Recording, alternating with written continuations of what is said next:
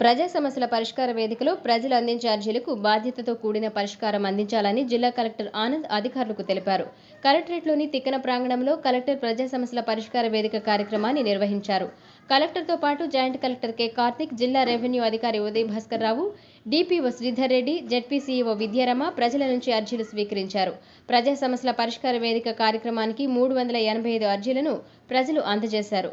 వీటిలో ఎక్కువగా రెవెన్యూ శాఖకు సంబంధించి 170, మున్సిపల్ శాఖకు సంబంధించి 30, సర్వేకు 32, పంచాయతీరాజ్ శాఖకు 23, పోలీస్ శాఖకు 49, సివిల్ సప్లైస్కు విభాగానికి సంబంధించి 17 అర్జీలు అందాయి. ఈ సందర్భంగా కలెక్టర్ మాట్లాడుతూ వివిధ సమస్యలపై ప్రజలు అందించిన అర్జీలను జాప్యం లేకుండా వెంటనే పరిష్కరించేందుకు ఆయా శాఖల అధికారులు చర్యలు తీసుకోవాలన్నారు. ప్రధానంగా భూ సమస్యలు, ఇతర రెవెన్యూ అంశాలకు సంబంధించి అర్జీలు ఎక్కువగా వస్తున్నాయని, వాటిని పరిష్కరించే దిశగా అధికారులు ప్రత్యేక శ్రద్ధ పెట్టాలన్నారు. ప్రతి అర్జీని కూడా క్షుణ్ణంగా పరిశీలించి ప్రజలు సంతృప్తి చెందేలా నిర్దిష్ట గడువులోగా నాణ్యమైన పరిష్కారం చూపించాలన్నారు. పరిష్కరించలేని సమస్యను ఎందుకు పరిష్కరించలేకపోతున్నారో అర్జీదారులకు వివరించాలన్నారు. ఈ కార్యక్రమంలో పలువురు జిల్లా స్థాయి అధికారులు పాల్గొన్నారు.